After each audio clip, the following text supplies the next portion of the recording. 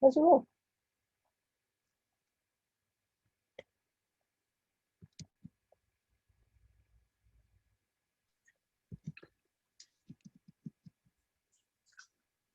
Oh.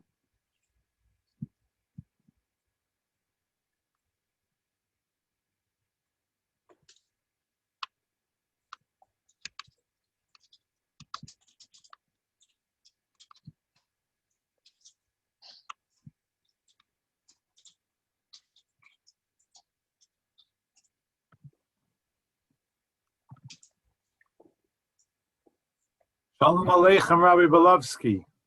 Shalom. Thank you. Thank you for inviting me. Our honor and privilege, especially from an East End rabbi.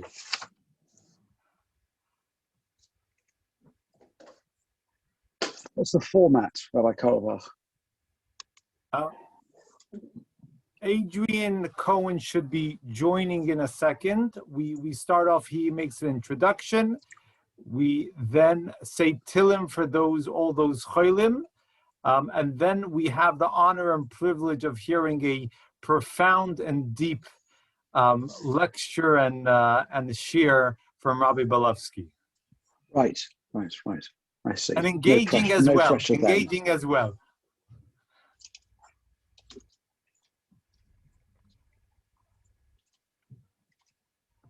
I better prepare something then.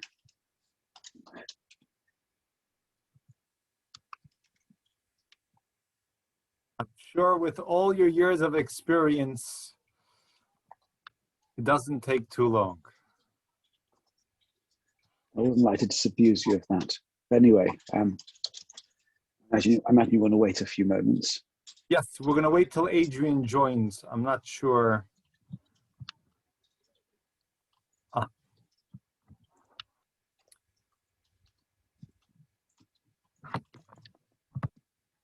Oh.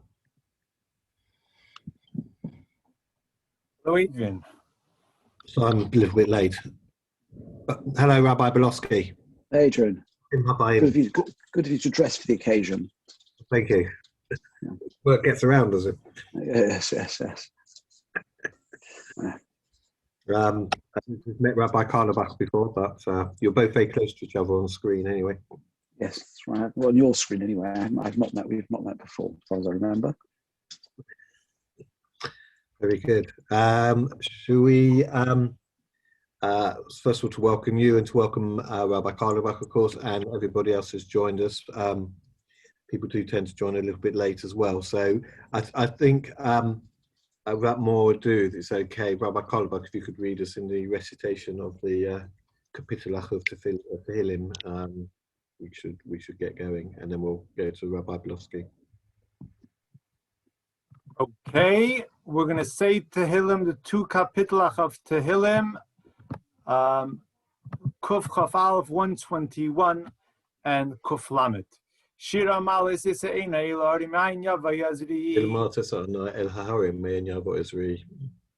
Aznimi Madino Yozish my Varetz. Otish my Varetz. Aitin Lam Raglacha Yanum Shamrecha. Ayin Shoimerecha. Inila Yanum Vlayishan Shomer Yisrael. Vlayishan Shomer Yisrael. Adonai Shemrecha, Adonai Tzilcha, Yad Yaminecha. Adonai Tzilcha, Yad Yaminecha. Yoim Hashem Esle Kekav Yarech Balayla. Lekechei Berech Balayla. Adonai yishmerecha mikol ra, yishmer es nafshecha. Adonai yishmer tzeischo v'yecha mi'ata v'yad olam. Continue on to Kapitel Kuf Lamed, Psalm 130, and as we always do, please have in mind all those who need a refuah shalema. Shir hamalas mima'amakim karasicha Adonai. Shir hamalas mima'amakim karasicha Adonai. Adonai shimavakar li tiena aznecha kashuv es lakel tachanunai. Shimavakar li tiena aznecha kashuv lakot tachanunai. Im avonos tishmarya Adonai miyamod. Im avnot tishmarya Adonai miyamod. Imcha slicha leman tivarei. Slicha leman tivarei. Kivis Adonai kivsa nafshi v'lidvarei haichalti. Adonai kivita nafshi v'varoch haichalti. Nafshi l'Adonai mishomrim la'boiker, shomrim la'boiker. Adonai mishomrim la'boker, shomrim la'boker. Yachil Yisrael Adonai ki im Adonai chesed v'harbe im iftus. Yisrael Adonai ki im Adonai chesed v'harbe im badut. V'hu yiftas Yisrael mikol avinosav. Mikol avnotav. Rabbi Belovski, please take it away. Good afternoon, everyone, and thank you. Thank you very much. So some thoughts on Purim. I decided after some consideration not to provide a text, although I'm going to quote various sources. I hope it's comprehensible. I think this year, with all the difficulties and all the kind of reticence given what happened last year on Purim, which was just the beginning of the pandemic before people really had some sense of what was happening, and the kind of sense that one needs to be careful this year, and with the additional complication that Purim falls for the first time since 2008 on a Friday, which means it's somewhat attenuated, it's an opportunity perhaps to reconsider, get back to basics, what Purim is actually about. It can easily become a carnival, a kind of Mardi Gras for Jews. In yeshiva, it was a mufti day, so we all walked around in white shirts and black trousers the entire year until Purim, and then people pranced around in clown suits with underpants on their head and various other kinds of things. And then the next day, everything went back to normal again. And while I think these kind of behaviors do reflect some deeper aspects of Purim, clearly somewhere in there is something complex and unusual. Now, a lot is made of the statement which comes from Tikkunei Zohar, one of the abstruse parts of the mystical tradition, that there is some relationship between Purim and Yom Kippurim, between Yom Kippur and Purim. And of course, initially this appears to be an entirely linguistic connection.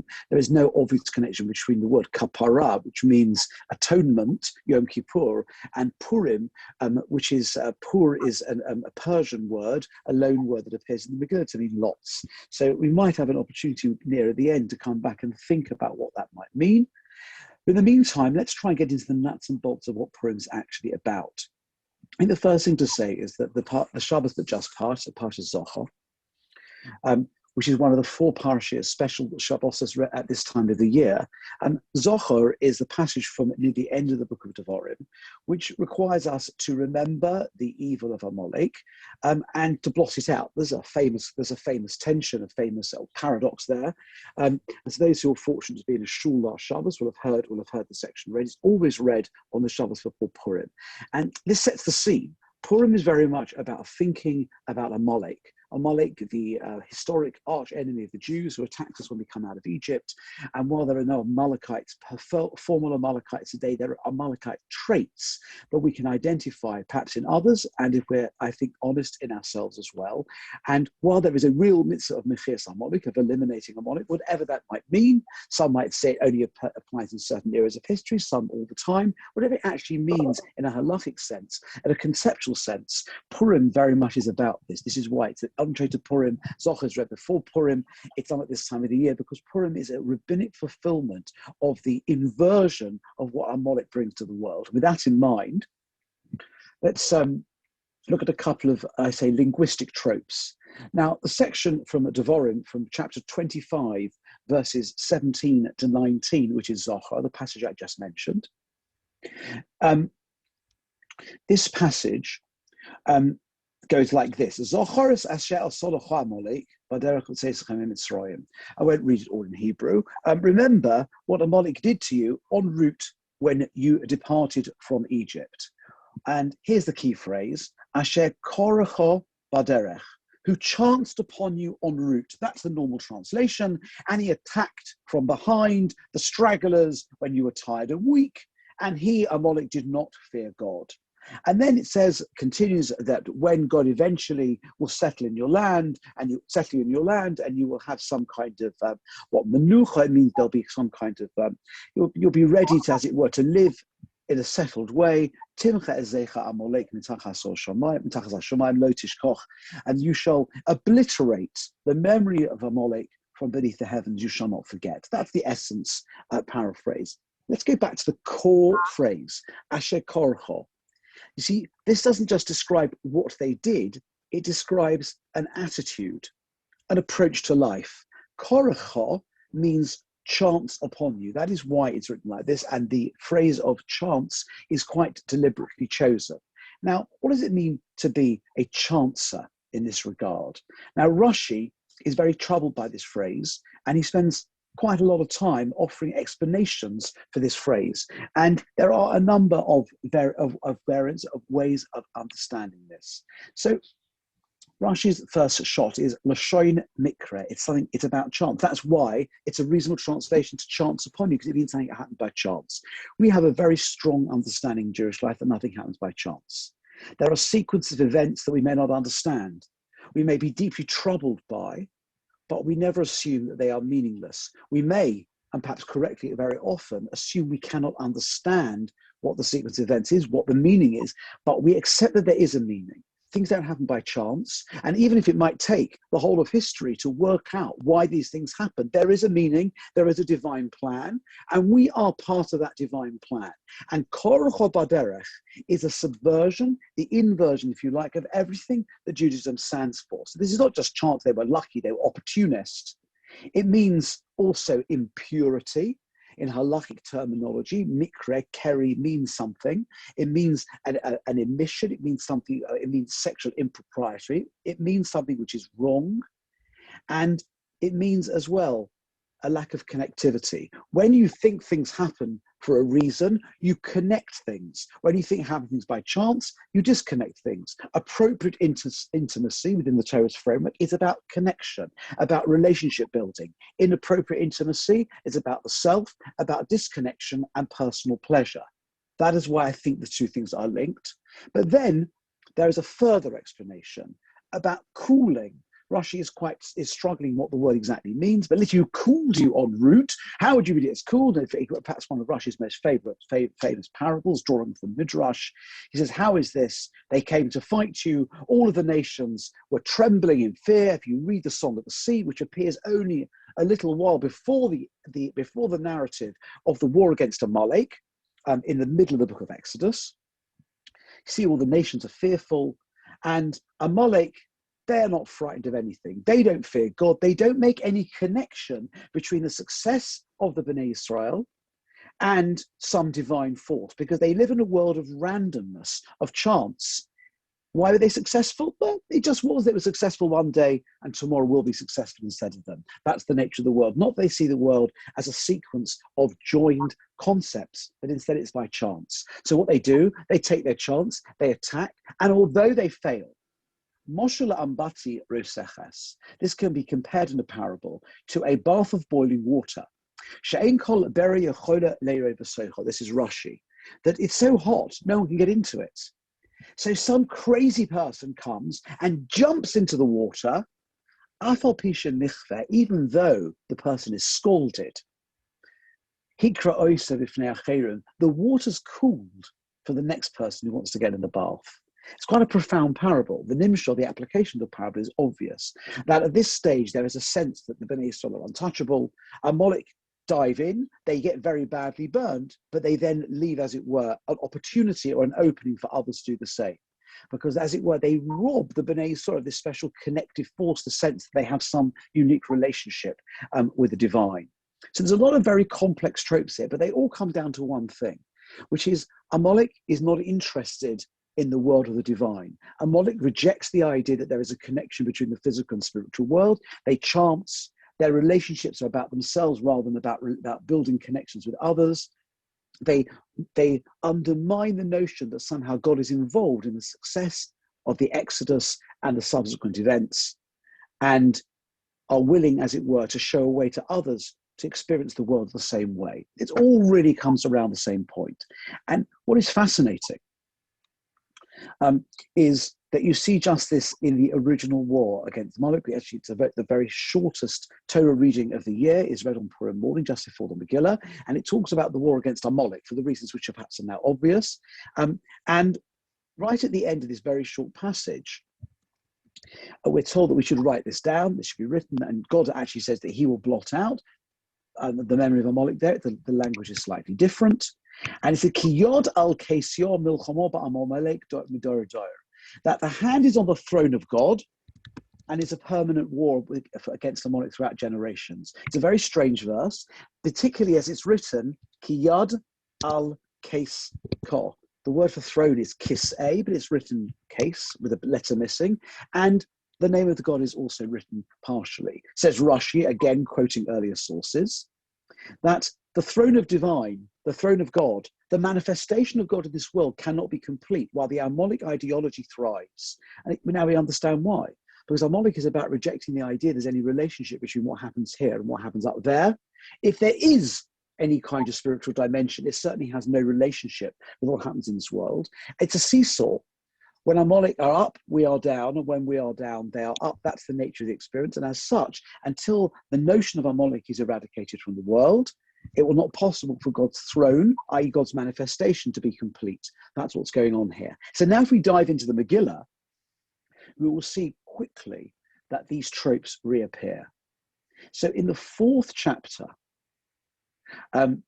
we hear that Mordechai has become aware that the Jews are going to be exterminated on an agreed day, with Achashverosh having acceded to the request of Haman, his anti-Semitic vizier. Now, by Agelo Mordechai Eis Kol Asher Korohu, it was reported to Mordechai all that had happened, and the fact that Haman had given the money in order to be able to destroy the Jews. The key word is Eishe Kol Korohu. What had happened is the same word. Now, the rabbis say it means Mordechai trembled with fear because he recognized the man, the nation, the ideology that exemplifies randomness. Our arch enemy Amalek is at play here. Eis Kol Asher Korohu is a recognition that this is a replay of the war against Amalek. And that's what, then in fact, we already seen that Haman, the arch enemy, is identified as a descendant of Agag. Agag was the king of the Amalekites. If you were following the Haftarah for last week's for Zohar, it's the story of Agag and how King Shaul incorrectly spared Agag and what happens, how this event plays out. So here you see in this text that Mordechai recognizes that it's meaning versus lack of meaning. Pointless existence, random chance against purposeful, ordered meaning.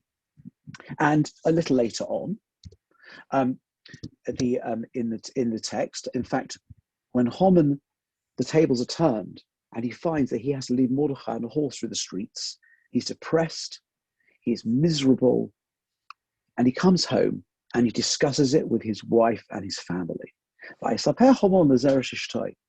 And Haman reported to Zeresh, his wife, and all of his dear ones, all of his advisors, his family, Eis Kol Asher Korohu, all the things that had happened, the same word again. And his wise men and Zeresh's wife said to him, if this man, before whom you have begun to fall, this Mordechai, he's a Jew, lo suchaloi, you have no hope. Ki nofol tipoil fonov. Because you're going to continue to fall. Nofol tipoil is double form. It means you're on the way down, mate. That's what's going to happen. It's exactly the seesaw that I mentioned before. Once you can see, once the Jews are on the ascendancy, the Amalek idea, korohu, it's extraordinary. Haman still cannot see that there is any meaning to the events that have suddenly turned the table against his life, because he comes from a place, from a worldview, from a Weltanschauung, which sees the world as disconnected events. There is no relationship between today, yesterday, today, and tomorrow. And even when he finds himself unexpectedly leading his arch enemy through the streets on a horse, he still sees it as chance. Everything that happened by chance. So you see, if you poke around in the language of the Megillah, the way these phrases, what Mordechai identifies in his enemy, and how Haman interprets the events that have beset his life, that a normal person would begin, it would give him cause for reconsideration. It makes no difference to Haman. And even his family are able to see what he can't see, which is, if they are on the ascendancy, you are now on the way down. Now, a few more kind of general sources about this before I start to tie this into Purim itself. Now, the rabbis, in a very strange Talmudic text, it's very strange, ask where the primary players in the Megillah story appear in the Torah, which seems on the surface to be a ridiculous question. The answer is nowhere. The Purim story occurs far, far after the Torah is completed, far, far after the giving of the Torah. So why should there be any reference? But that's not the meaning of the Gemara. What the Gemara is asking is the concepts and the core players who exemplify those concepts in the Megillah. Those ideas must be rooted in the original biblical story. That's the question. So, Haman min haTorah minayin. Ask the Gemara, from where does one find a reference to Haman, to Haman? Minayin, hamin ha'etz. From this tree.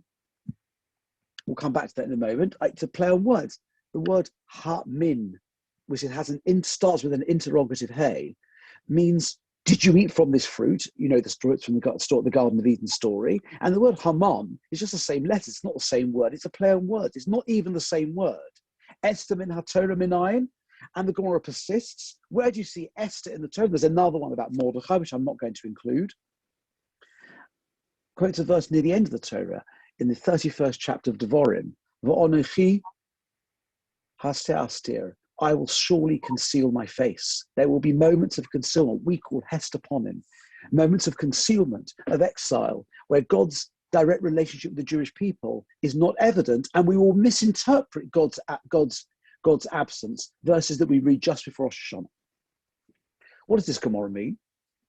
So I think what it's trying to say is that if you're searching for the roots of these ideas, denial of responsibility, denial of a relationship between the spiritual and physical worlds, denial that I have to follow some kind of divine order to have a meaningful existence. This begins right back in the Garden of Eden, when Adam and Eve eat from the tree and when they are challenged by God. Did you eat from the tree? They do not really respond well or cover themselves with glory. That notion of disconnectivity, of an unwillingness to operate within a system, that finds its very, very first, if you like, rumblings right back in the Garden of Eden. And that's the question of the Gemara, and that's why it uses this verse as an answer. When it comes to Esther, Esther appears to be a Persian name. She's identified in the second chapter as Hadassah. That is a Hebrew name, Esther. And the rabbis make a lot of the fact that she has two names, and she's known as Esther throughout the rest of the Megillah, even though it appears this is not her Jewish name. And of course, it's a Persian name, and it seems to have a Hebrew cognate in similar Semitic languages. And what the rabbis are doing here is saying, there will be times of concealment. At this time, where the Jews are living in a space where God is not immediately evident, where they themselves will have to struggle. It's not a time of open miracles like Pesach, which follows. It's not a time of very obvious divine intervention. In fact, you may know that the name of God does not appear in the Megillah, certainly not explicitly. And you may have noticed that it's permissible to decorate Megillahs, to draw pictures, and there have been many very famous Megillahs which have been beautifully illustrated, something which is not permitted with the Torah text because of the concern of adorning the divine name, which is irrelevant to the story of Esther. We find the divine, and more of that in a moment, but that's entirely different. This is a time of concealment where the challenge is to find God, but the zeitgeist, the kind of direction of the society in which they find themselves, and certainly of its leadership, is life is about fun. Life is not inherently meaningful. There is no connection with any kind of spiritual dimension, and there is no notion or even an awareness that one may find higher meaning in the mundane experience. And that really is, if you like, the Harmonic ideology as played out in the Torah's identification of its origins, and then how it reappears and resurfaces in the Megillah itself. And in fact, there's a very strange Mishnah. Here's a Mishnah. It is, I think, in the second chapter of Megillah. Hakore Mishnah Megillah Lemafreya Leyotze. If you read the Megillah, Lemafreya often translated in reverse. You have not discharged your obligation. Well, first of all, it sounds to me it's a pretty extraordinary feat if you can read the Megillah backwards, and sounds to me an almost entirely futile endeavor. Maybe something to try after a few drinks on Purim. But it's not the right translation. What the Mafreya means is not backwards or in reverse. It means out of order. It means that you don't read the story in the order it's presented. And then there's a disagreement about which parts of the story you have to read, but the final halakha is you need to read the entire text from the 1st to the 10th chapter. What the rabbis are conveying is there is an objective in the primary mitzvah of Purim. That objective is to connect the dots.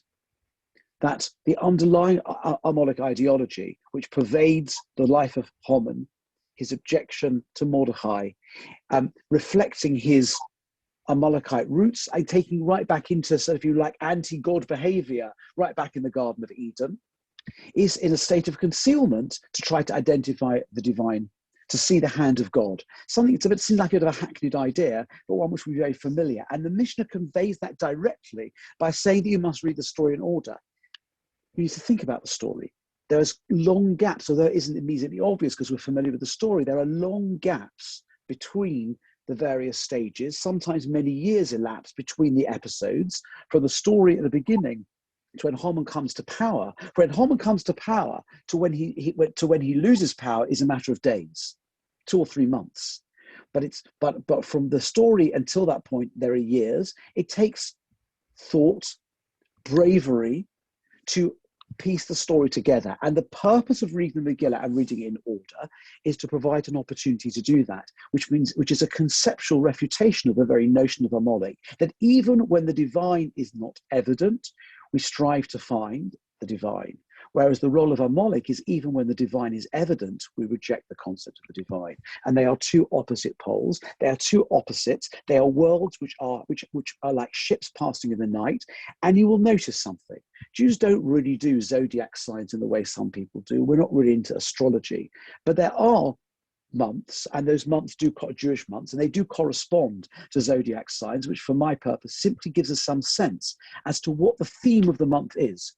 What is the divine service that's required in this month? What have the rabbis identified about this month that can be conveyed in a depiction that will give us some inspirational insight as to what this month's about, what we're trying to do? What is the zodiac sign for Adar, the month of Purim? It's Pisces. Pisces with the 2 fish, each always depicted going in opposite directions. It's where 2 ideologies which are completely and utterly incompatible are going in different directions. And our job is to see which direction and with which ideology we identify. So if we go still a little deeper into the practices and thoughts of Purim, let's go to one more verse, which I'm very fond. So when Mordechai and Esther find out what is going on and that the Jews are going to be eliminated through the decree of Achashverosh based on the recommendation of Haman, I ask the following question. The question is not what has happened, lodas malzeh va'al mazeh. Let me translate. They want to know, mazeh, what is this? What actually the parameters? Tell us the details. That is the rules. What are we subject to? What's going to happen? What are the timings? That's the details. The al-mazeh is the beginning of the redemption, because al-mazeh means why. It means for why has this happened? Not just what's happened, but why is it happening? The question why is itself a beginning of a process of repair, of restoration, of understanding that in an era of concealment, of excellent concealment, it is possible to find the divine nonetheless. And that question is a very anti-Amalek, if you like, a very anti-Amalek question. In the world of Amalek, there's what, but there is no why. Doesn't mean we can always answer questions. Sometimes we make terrible mistakes when bad things happen of offering trite, inappropriate, offensive answers to the question. It's about asking the question, acknowledging there must be a reason, but very much recognizing that we may never be party to that reason, certainly in an era where there is no prophecy. But asking the question, acknowledging there must be a reason, even in the harshest experiences, is part of becoming, if you like, part of developing a Jewish mentality in the face and in the face of the Amalekite alternative. To repeat, we've seen that Amalek rejects the presence of God when it is evident, departure from Egypt. The role on Purim, the Jewish approach to Purim, is that we are to find God and identify God even when God is not evident. And in fact, the Maharal of Prague, writing in the 17th century on his extensive commentary, Or Chodosh, on the Megillah and Purim, offers a revolutionary understanding of the meaning of the word Pur. Now, the Megillah itself says, he casts Pur, lots, and then it says, it would appear, it translates into Hebrew, go roll. The word go roll is a word that appears in the Torah, appears in Achrei Mos, in the story of the two goats on Yom Kippur. Bear that in mind, because we're going to come back to that. The two goats, it means casting lots. So the simple thing, Pur is a Persian word that was familiar to the audience into which the Megillah came, which is translated to Hebrew for the uninitiated. But there are lots of words in the Megillah which you know about Ashtakar, Panim, and Ramachim. No one even knows what these words mean, which are not translated into Hebrew. The Maharal says the point of using the word Purim rather than calling it some other name is that the word Purim may itself be a Persian word, but it has a Hebrew cognate, and that is Perurim. Perurim means crumbs, little bits and pieces. The purpose of a Purim story and a Purim experience is to piece together the little crumbs, as it were, and assemble them into something more substantial to build a larger picture. If you like, in a modern idiom, the Perurim are the pieces of a jigsaw, and they're scattered all over the place. And it's a complex picture. And the job is to piece them together to form a broader picture in which suddenly the divine comes to the fore. Now, in terms of we've discussed the Megillah, how reading the Megillah and piecing the story together and identifying the divine hand where it is concealed is the very inversion of Amalek. Well, there are three other practices and mitzvahs of Purim, and they are all intended, it would seem, to emphasize or to exemplify this concept. This idea, to some degree, is based on the right of the Monos Halevi, which is the commentary on the Megillah by Rabbi Shlomo Alkabetz, who is best known as the author of the Chododi, but also wrote commentaries on the Megillahs. Now, when Haman comes forward and he makes his pitch to Achashverosh that he should kill the Jews, he says the following. Haman said to the king Achashverosh, Yesh no'am echad, there is a singular people, mufuzar ufirod bein ha'amim, who are scattered and disparate amongst the peoples, b'chol medinos malchusecho, across all of the states of your sovereignty. But also, their beliefs are different, their religions are different from all the people. They don't perform the rules, follow the rules of the king. But it's not worth the king's effort to keep them around. Let's get rid of them. What Haman is saying is he identifies, and this is what the rabbis say, it's a Gemara in Kedushin, kol haposel v'mamon posel. We tend to, if you like, we tend to project our own defects onto others we criticize. One sees this all the time. Haman lives in this world of separateness, of disconnection, and he imputes it to his enemy. Of course, Haman lives in that world of separation, disparate parts, because that's the world, the internal torment, the eternal present of the meaningless existence of Amalek. And my enemies, they're all over the place, and so on. Whether there's any truth to this or not, the solution, according to the Monos Halevi, is to engage in acts that bring people together, to right inequities within our society by donating to the poor, to helping people to be able to celebrate equally. That's matonos le'avyonim, giving gifts of money to the poor. Mishloach monos, by the way, it goes without saying that mishloach monos, giving food gifts, should be practiced extremely cautiously this year. Most trips out of the house are not lawful, and therefore this should be done extremely cautiously, carefully within the legal guidelines. But in principle, giving gifts of food, again, is about creating bonds between people. Avo, reus, love, neighbourliness, friendship, creating bonds where there were none, strengthening bonds where they exist already, and by creating bonds between people, between groups, by righting inequities, and by, as it were, noticing God in the picture, we create a sense of horizontal and also vertical recognition of the connectivity of existence, which is itself a subversion of the ideology of Amalek.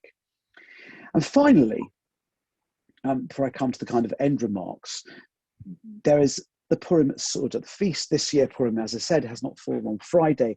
It's not fallen on Friday outside of Jerusalem since 2008, so it's a bit of a distant memory. It means the Purim Suda is not the usual, has to be earlier in the day because otherwise it runs into Shabbos. But nonetheless, the Purim Suda, what is the purpose of the Purim Suda? Yes, it's feasting, celebrating, and Jews are very good. It appears on Twitter at this time of the year over and over and over again. They try to kill us, we won, let's eat. You get the idea, we know about this. But there's something more profound. What lies in the Purim Suda is what's called a mishteh yayin. It's a wine feast. According to almost everyone, there is no mitzvah to be drunk on Purim. There's not even a mitzvah to drink on Purim. It's a way of celebrating the Suda. It's a part of the way, one of the dinim within the Purim Suda itself, and it's about wine. Omer Rava, says Rava in Daf Zayin 7b in Megillah, Machayev initially b'sumei b'puri ad lo yoda ben orochom leborach Mordechai. One should become so intoxicated on Purim to not to be able to distinguish between cursed Haman and blessed Mordechai. And there are hundreds of there are whole books interpreting what exactly this means. But nonetheless, this is about blurring distinctions, bringing ideas together, even at the intellectual level. Rabbi Zera of the Sudos Purim Bahadi Adodi. I can't resist the story. It's famous. Who knows what to do with the story? Rabbi and Rabbi Zera had celebrated their Purim Suda together one year, Ipsum, and they got drunk. Kom Rabbi Shachtel Rabbi Zera. Rabbi arose and slaughtered Rabbi Zera. Whether it's allegorical, we'll just take the story at face value for the purposes of this.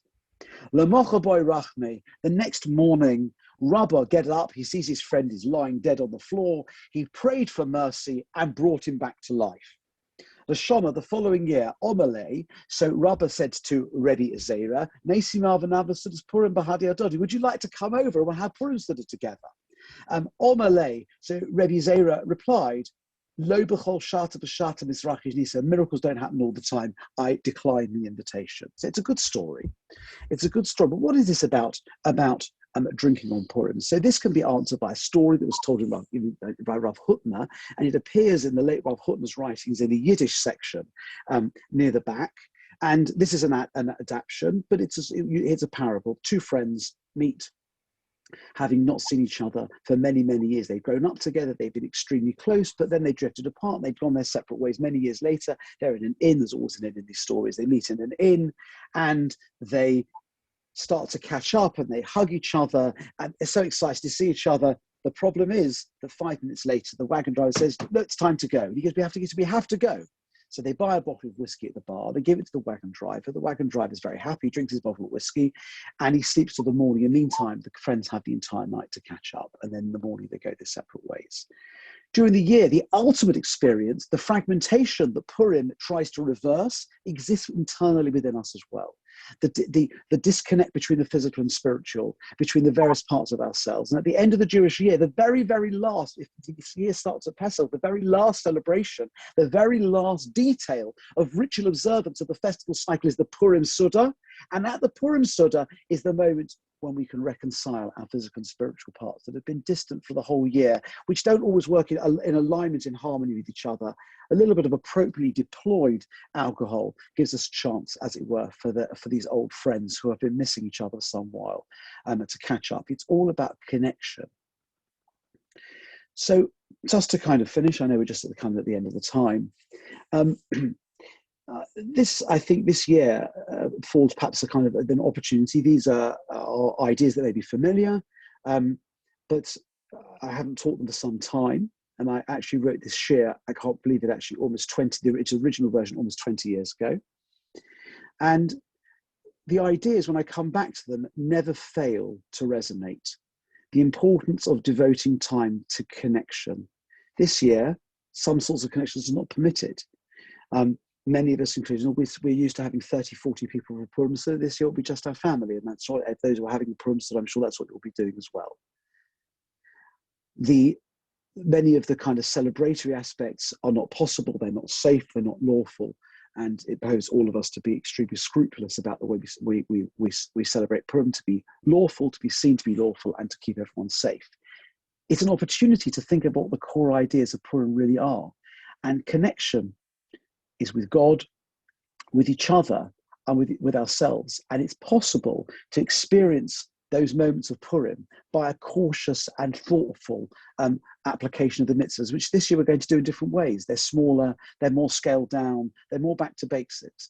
But I'm suggesting that because of that, it might be possible to strip away the kind of commercialization and all the fanfare, and perhaps see Purim in its more pristine condition as an occasion to focus on, to emphasize, and to celebrate perhaps one of the most important contributions that Judaism has brought to the world, the notion that life, even in the details, and even when we don't understand it, and even when it's painful, is meaningful. Have a wonderful Purim. Thank you very much, Rabbi Belovski. That was truly profound. If I might say, first of all, it was quite apt that my partner Jeremy Koskis joined us today with his fish swimming behind him. I know it's nice to see you, Jeremy. I hope that are they going in different directions?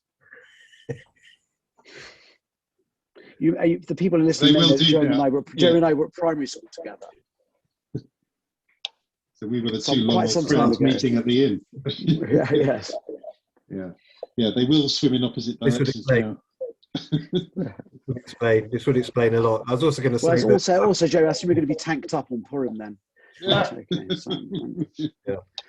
As an insolvency lawyer, I have to say that most things do seem to be underwater at the moment. But yes, and the references to fish and to crumbs did also remind me that I've not had fish and chips for a year. So that's something else that's gone by the way. But obviously, Purim this year is very evocative because it was Purim last year that we really did feel the impact. I mean, obviously, the pandemic, as it turned out, had begun a while before. But in terms of impact, and particularly for the Jewish community, Purim was when we really did feel it. And I think we all know people who did fall sick either during or in the weeks after Purim. And so I think that's all very much on our mind. But I do hope that, sticking with the theme of connection, that please God, next Purim will be different, and that as we have done for many years, we'll be able to have a Megillah reading in our offices, and to be able to celebrate with colleagues and friends as well in the way that we used to. So thank you very much, and thank you again, Rabbi Carlebach. There is actually, having said all of that, there is a Megillah reading in the environs of Canary Wharf, and we'll circulate details of that. But obviously, everybody should fully comply with social distancing and take care. So thank you very much, and I wish everyone well over the fast and Purim Sameach. Purim Sameach. Well, thank you for inviting me. Bye bye. Bye bye. Thanks, Edgar. Thanks, Rabbi.